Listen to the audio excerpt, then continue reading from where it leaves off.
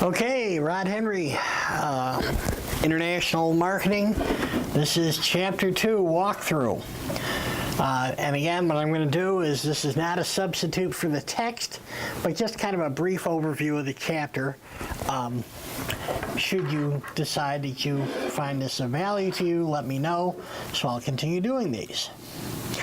What we're going to be doing this chapter is we're going to be looking at a variety of things here. Basically, what we're going to talk about is world trade after World War II.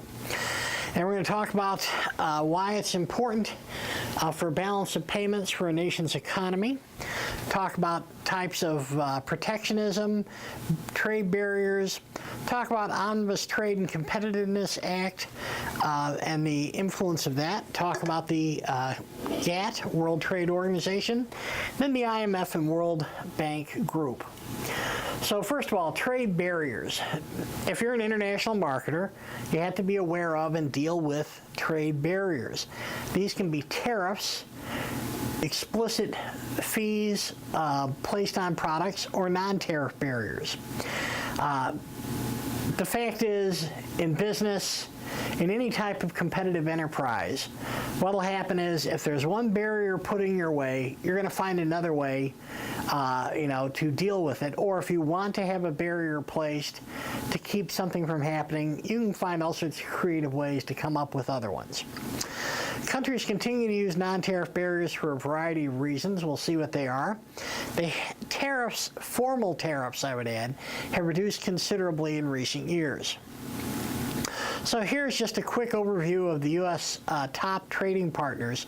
Note one thing here. This is the overall balance in trade overall between the U.S. total trade, exports, and imports. You can see that we're off to the tune of over $726 billion. If you're a U.S. citizen and you're concerned about balance of trade, well, this figure should be alarming. You take it apart and you see where it comes from. You find that we have a major trade imbalance with China. China's the problem, if you view it as a problem. After that, the bigger players are Mexico, Japan, Germany, Canada. Again, but there are a lot more than this. If you sum this up, you wind up with approximately $600 billion. So that still leaves $126 billion spread out among other countries. Quick illustration, tractors going overseas, cars coming in from overseas. World trade. Well, here's the deal. After World War II, a lot of the world was shattered, in ruins. If you go through Europe, you'll go to some cities and you'll discover that, yes, there's a quaint little cathedral, perhaps, in the middle of town, and it turns out this is probably reconstructed from whatever ruins they could find after World War II, because the rest of the town had been obliterated, flattened, etc. The clearest example of that I can think of is Eindhoven in the Netherlands, home for many years to Philips Electronics. You go there and there's this quaint little part of town, like a couple square blocks. The rest is all new. The rest is all post-World War II, because the town was flattened. Large investments during this time were made by U.S. companies. I mean, we had the money, and we had government programs that were encouraging investment in places like Europe and Latin America. Now, we had done that before, but after World War II, given the power vacuum, it makes sense that we would be doing this. Over time, though, as part of the rivalry between developed, less developed countries and among countries like the U.S., Russia, and China, we have places like Latin America becoming very aware of how their economies are being influenced by the U.S. and in ways that some of them did not like. And so we have the rise in the 60s and early 70s of various movements that basically are against U.S. investment in the area. And in Europe, we have the same thing. There were demands to limit foreign investment. Again, this takes a variety of forms in the 70s, from get the U.S. out or limit the U.S. investments to limit investments by Arabs and others who suddenly have money. And again, you almost see a replay of the same thing happening. Recession after Vietnam War, a lot of foreign investment coming in as businesses collapse, go bankrupt, etc., in reaction to it. So you have the recession of the last few years, and of course influx of both foreign workers and foreign investment, and a lot of this is unwelcome for a number of reasons. Here are some of the U.S. Companies and the percentage of revenues that they get from outside the U.S. You can see, for example, some of the huge players are the the computer chip companies. For example, we have Hewlett-Packard and Intel. Then we have companies like Ford, General Electric, Citibank, Boeing, etc., driving large amounts of their revenues from outside the United States. Now, again, it's one thing to say that 20% of Starbucks revenues comes from outside the U.S. Well, if the overall revenues are $10 billion, that's not as significant a factor, say, as Walmart having 24% of its revenues from outside the U.S. That's $100 billion. And here we have the world's largest industrial corporations. Now note we're doing industrial, and look at the pattern for the U.S. falling. Look at the pattern of Germany staying about the same, Britain staying about the same, France about the same, Japan dropping dramatically from the period of Japanese ascendancy in the 90s to where it is today. Again, some of the newer players here, of course, we have India moving up rapidly. We also have China, as one would expect. Surprisingly, we have Spain and South Korea who are in the picture now. One quick aside I'd make. Now, this text has a particular view of foreign trade, tariffs, trade barriers, etc. Basically, it's advocating free trade. And there are a number of authors who don't advocate free trade. The goal of this class is not to spoon feed you the text and make you treat it as if it's some type of sacred text not to be questioned, but rather to get you thinking about topics and encourage you to go out and look on your own to some extent for opposing views. So for several opposing views to this are, one, the book Bad Samaritans, written by a person from the Korean perspective, talking about how Korea basically built its economy by going against all these supposed rules of free trade and fair trade. And that one's fairly well written. Another one not as well written, kind of ambling all over the map, but still has some very interesting chapters, is the book Shock Doctrine by Naomi Wolf. Again, shock doctrine is a less scholarly work and is apologetic for some things that I think are wrong, but it still has some good points. I'd recommend the first one. So, balance of trade. What you see, now they started in 1888 and go to 1971, talking about the U.S. had a favorable balance of trade. Now, there was a lot of trade before that. The U.S., for example, for many years was a great exporter of wheat and products like that to Great Britain and Europe. But let's just look at the period between 1888 and 1971. U.S. had a favorable balance of trade. Pardon me. By 71, we were starting to get trade deficits which have ballooned over the years. Trade deficit peaked in 2007. Then, of course, economic collapse came. This last bullet point talks about how wonderful it is that our trade deficit was cut as a result of the recession. Well, to my mind, that's kind of like me saying, boy, I really need to lose weight, and now that my right leg has been amputated, I've lost, X number of pounds. Well, it's not necessarily the best way to lose weight, and this is not necessarily the best way to shrink a trade deficit. By the way, if you're wondering why I'm doing it this way and not just giving you the overheads, the PowerPoints, it's because the textbook publisher doesn't want me to give you the PowerPoint. So this way, I'm doing a narration and it's lower quality image. So that's why. Quick explanation. I honor the copyright. Balance of payments. This is when countries trade their financial transactions, money flows in and out of a country. We have a series of accounts, just like any other type of accounting. However, this is specific to this particular thing. We record all the financial transactions between a country and its partner and the rest of the world, normally done over a year. Balance of payments is going to be a double-entry bookkeeping system. Here's the detail. Things that increase, notice how they have a teeter-totter, because there's a balance. When we get receipts, merchandise export sales, when foreign tourists come here and spend money, we transport people, things. We get payments from foreign direct investments abroad, and we get new investments in the U.S. That increases the amount of funds we have and, pushes the scales down in our favor. However, when we send out money importing goods, when we spend money overseas, U.S. tourists, or in other countries, I wouldn't consider Canada or Mexico overseas, but when tourists spend money there, that would count for this. New overseas investments, and then foreign military and economic aid, and the U.S. does a lot of this. Not as much as most people imagine, but still a lot. Okay, balance of payments, we have 3 accounts. Current account, which is merchandise exports, imports, services, plus unilateral transfers. Capital account, this is perhaps a little harder to track, and then reserves account. Exports and imports of gold, foreign exchange, etc.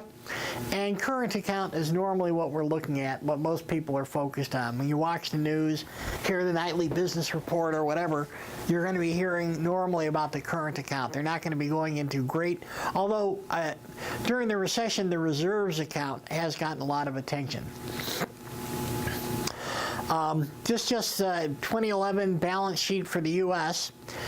Exported 1497, $1,497 of goods, 600 billion of services, and then we received income in various forms, 738. Again, it's not like tourists coming over and spending 738 billion, but it could be, say, Volkswagen investing in a auto plant in Chattanooga, Mittal investing in the Iron Range, etc.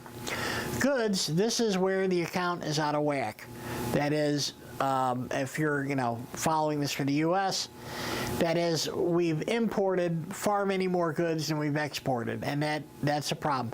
Plus, we have these unilateral transfers I mentioned, where we're sending money out to other countries in the form of different types of aid, and it's not non-controversial. It's not like everyone in the foreign countries can't wait to get this aid, because some of these forms of aid, as I'll talk about later on, are not viewed positively by all the players in the country. So put it all together, current account balance, $473 billion not in the United States' favor. This is an interesting thing. It gets to the idea of currencies, and the question is, if I have $1, how many British pounds can I buy? How many francs? How many French francs, yen, Swiss francs, euros, pesos? Now, this one's kind of near and dear to me. Several years ago, I was traveling around the Czech Republic and Slovakia. Czech Republic had its own currency called the crown, the koruna. Slovakia had its own, was on the euro. So because of that, I would look at the exchange rates and decide where I was going to spend the next week. I was kind of traveling in the border areas of Moravia, and then on the other side, places like Zlín, Piešťany, etc. in Slovakia. And so I'd literally take a look at the exchange rates, and I know one week it was 10% discount to be in Slovakia because the euro had hit a bump in the road. So I quickly went over, negotiated a week's worth of hotel and breakfast, and I was able to spend a week, at a fairly good price. Next week it flipped, so I went back over to Czech Republic. So basically, if you look at this, you see in '85, well, we would have had to spend about $1.20 to get a British pound. Well, now it's like $1.70. It's a lot more. The euro in 1992 was basically 1 for 1. $1 equals 1 euro. Well, again, now it'd be like $1.20, $1.17 to get a euro in 2012. In '85, basically, we would have had to spend about $3 to get a Mexican peso. However, now $1 buys us 13 pesos. So you can see, relative to that, how the currencies have been doing. So protectionism. Now, protectionism is viewed as good, bad, wonderful, or evil, depending on who you are and what industry you're in, et cetera, et cetera. I will hear someone go on and on about how terrible protectionism is, and then realize that they're in an industry that's heavily protected. What they're complaining about is other industries that are seeking protection, not their own. This is the classic government, big government, horrible government type argument that you hear from people who are always upset about government regulations unless it goes to things like protecting their particular market. So the reality of trade is that we have tariffs, quotas, and non-tariff barriers. They're all designed to protect different countries' markets from foreign investment. Why? A number of reasons. Cultural, historical disputes, things like national security, they all enter in. We have the World Trade Organization, and to some extent, it's reduced tariffs. However, there still are other types of protectionism. Some of these other types of protectionism are legal barriers, exchange barriers, psychological barriers done to restrict the entry of unwanted goods.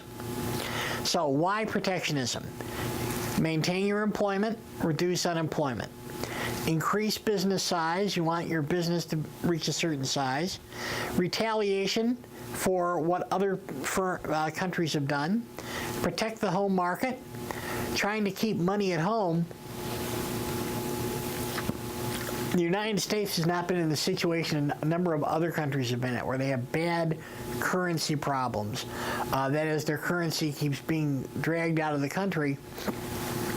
So, basically, and many of these countries are to really extreme types of currency controls. But the whole point is that if you need to keep money at home, sometimes protectionism is a way to do it. And then encourage capital accumulation. So let's say rather than have Americans invest in, Qatar or Ukraine or wherever, we may say, gosh, we want American firms to put their money right here at home. So we're going to come up with laws or regulations, something that's going to keep them doing that. Other maintenance of standard of living and real wages. As we know in the U.S., real wages have fallen dramatically over the last 30 years. And every measure would indicate that median incomes as well as mean incomes have fallen during that time in real terms, that is, inflation-adjusted terms. Whenever people say, well, what's the big deal with inflation adjustment? I'll always give them examples of various products and the price changes they've undergone during my time.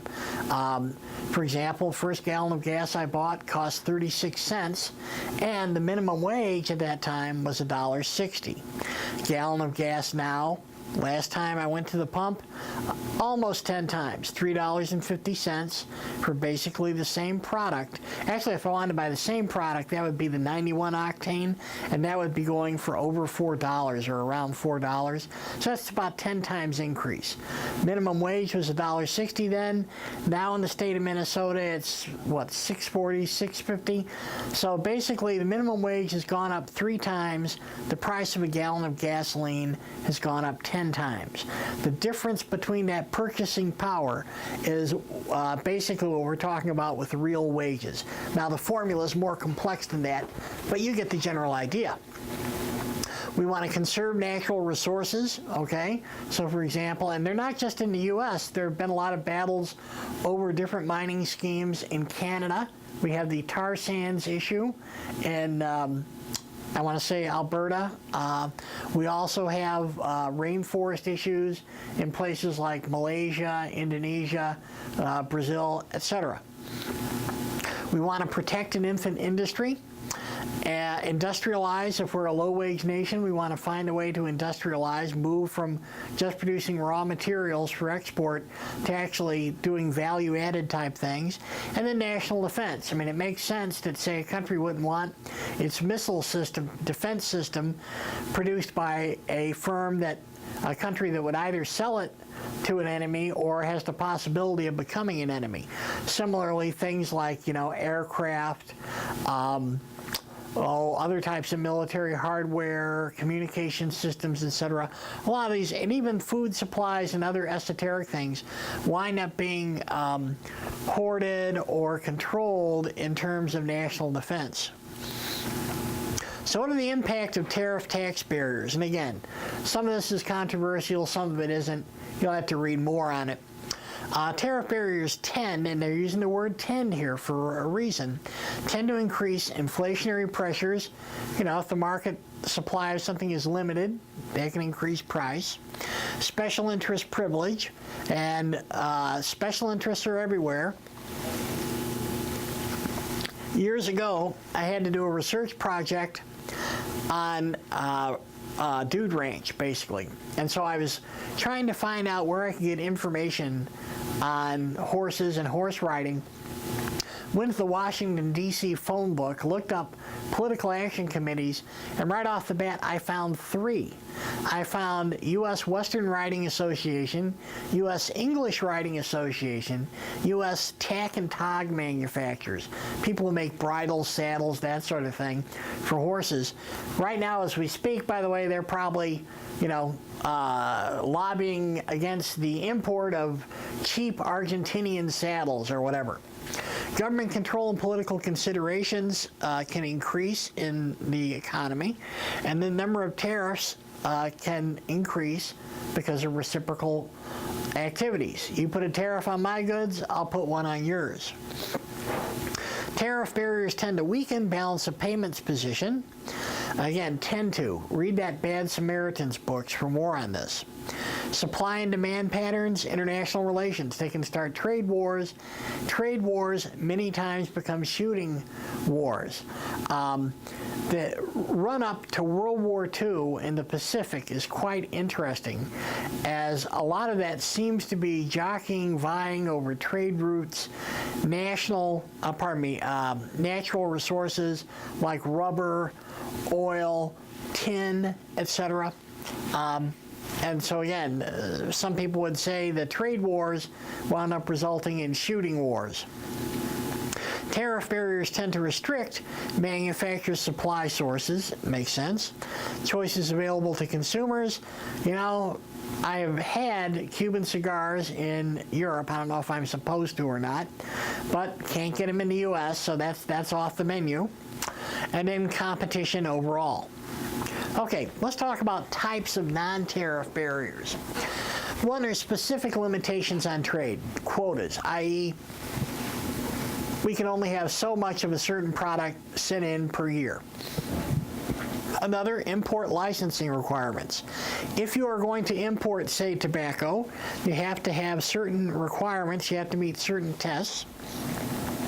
Proportion restrictions, and these are content restrictions, and these can get really interesting. I've always found it fascinating to look at television programming that comes out of Canada, and you have to realize that in order to get various subsidies or be available for the home market at certain times, traditionally you've had to have a certain amount of Canadian content. Now they don't specify that the content has to be talking about how fabulous Canada is, but it still has to be Canadian content. So, for example, the old comedy show SCTV, produced out of Toronto, had this segment called The Great White North, in which Rick Moranis and Joe Flaherty, I believe, just made all sorts of fun of Canada and things Canadian, depicting themselves as just the worst possible Canadians, but that qualified as 100% Canadian content. Kids in the Hall and some other shows have done the same thing. Minimum import price limits, and then embargoes. So, for example, traditionally, if you wanted to import sugar into the U.S., it had to come in at a certain price. Embargoes meaning you can't sell it. I talked about cigars. Some of the best pistachios I've ever had come from this country called Iran. You call it Iran in the U.S., but Iranian pistachios are of the best I've ever had. Can't buy them in the U.S. Because of disputes that happened after 1979, and that's that's just the way it goes. Then customs and administrative entry procedures. Really the most extreme version of this is inspection. There was a trade dispute between Japan and France, in which, at one point, in which Japan had alleged that French automobiles were unsafe, and hence they required inspection, each individual one, and they had like 2 inspectors.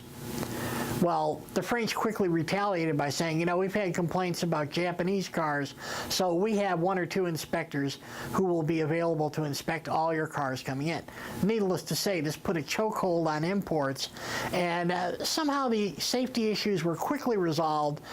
Japanese and French consumers were exposed to hazardous products. I'm joking, of course. In any event, it got resolved. The safety concerns evaporated. Valuation systems. How do you value the product coming in? And this is important. Anti-dumping. Dumping is when you're selling your product in a foreign market for less than it costs in the home market. Now, there can be reasons for it. If you're talking about wholesale, particularly wholesale versus retail, because think about it. If I sell a product at the same price wholesale in 2 countries, and one country traditionally has 4 levels of retail, 4 levels of channel between wholesaler and retail, and the other country only has 1, you're going to have those other layers of profit that have to go in that can boost up the price.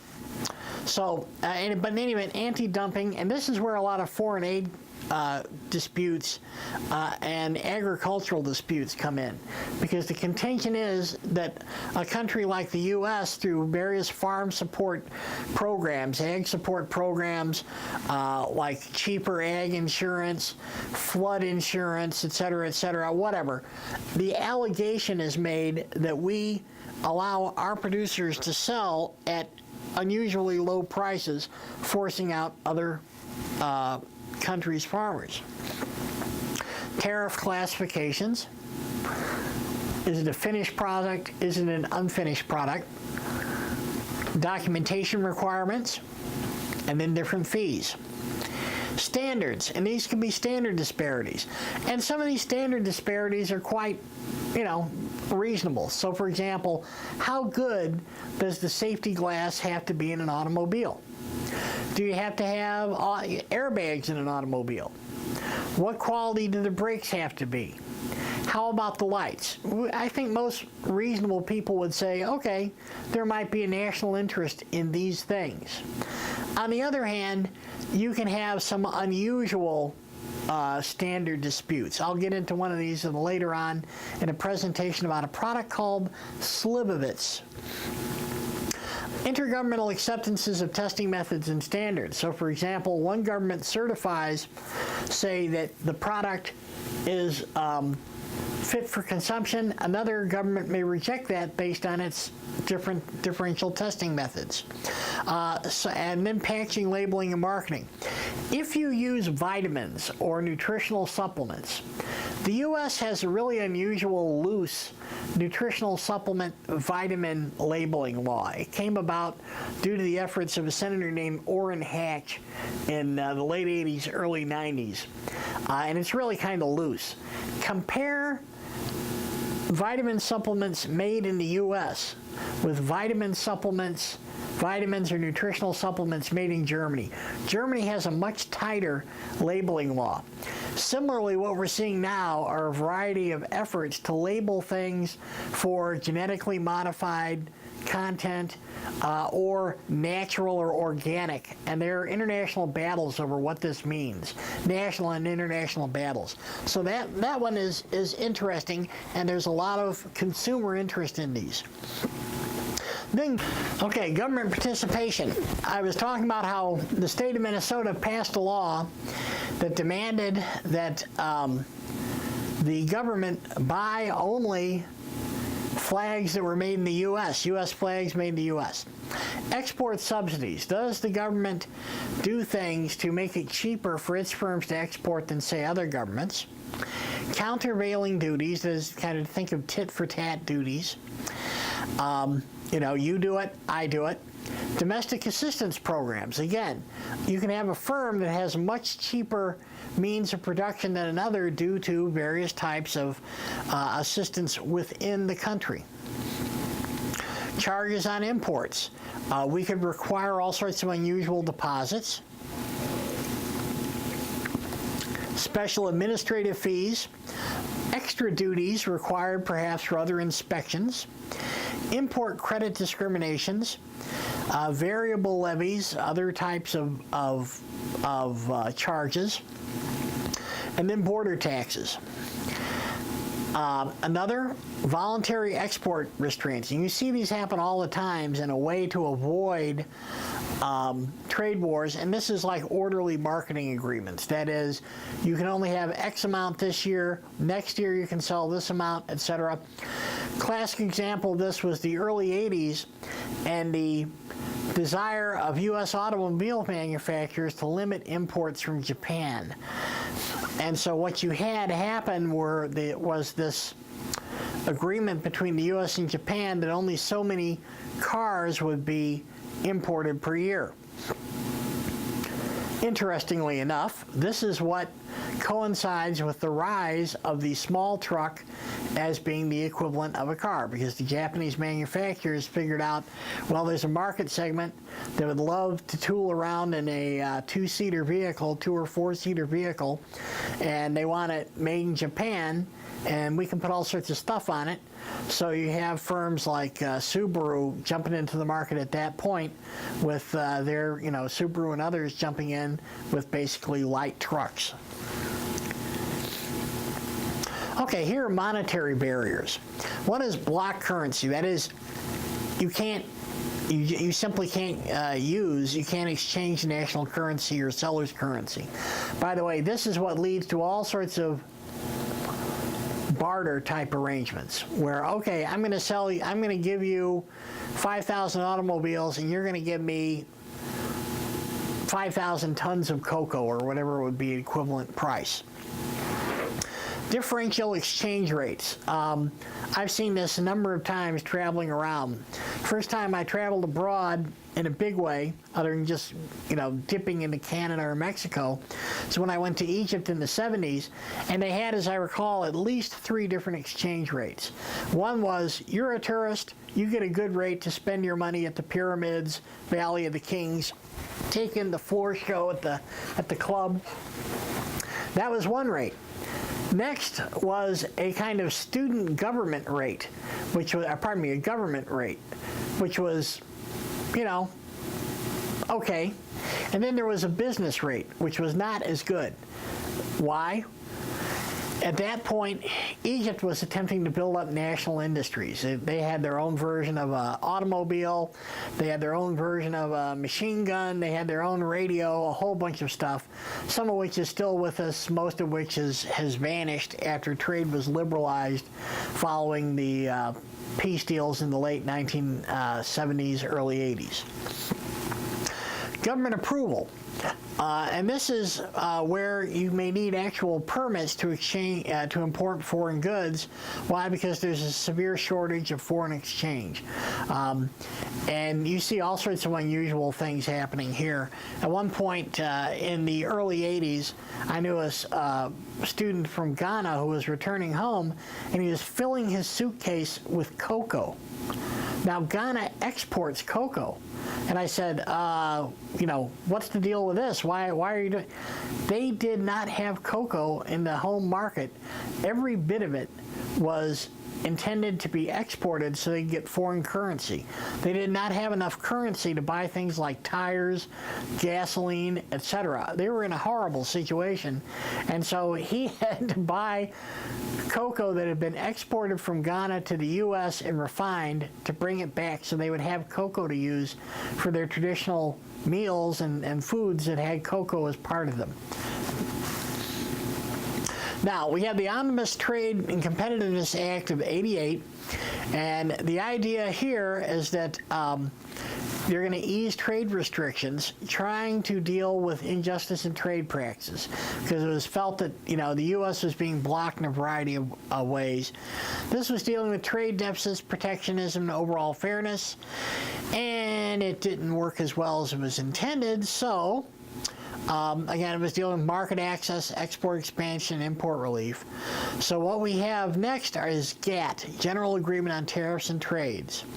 And basic idea is that there's going to be non-discriminatory trade, free trade. There shall be some protection through customs tariffs, however, not commercial measures like import quotas. And though basically talk and consultation will be used to resolve global trade problems, which didn't do as much as was hoped to free up trade. So we had the World Trade Organization, which is an institution on agreement, and we have 132 members, and basically they're dealing with trade disputes, and they can issue binding decisions. Now, the issue of national sovereignty comes into this. That is, why am I giving control over my nation to some body of bureaucrats? I'll use the pejorative term that's used. This, by the way, is in the news again. Read about the Trans-Pacific Partnership for more on this sort of thing. You'll hear more about it. Okay? Well, first of all, protected industries have been exposed to global competition. That's all over the place. Internet has done a lot to do that. This was established in 1995, and again, it actually has statutory powers to adjudicate trade disputes. Again, the fear is, with this type of agreement, that you're giving up your country's, you're giving up your right to do things to other countries. So, for example, some of the disputes about the Trans-Pacific Partnership, this, new trade proposal, is that, for example, many people in the U.S. want to have limits on the amount of carbon and other stuff that can be put into the atmosphere.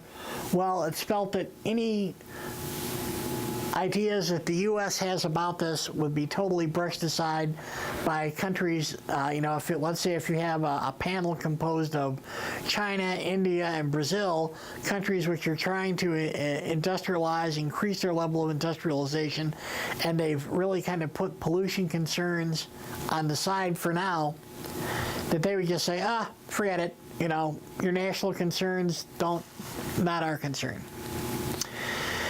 So it's permanent. It has this new foundation, again, it's a platform for trade relations, collective debate, negotiation, adjudication.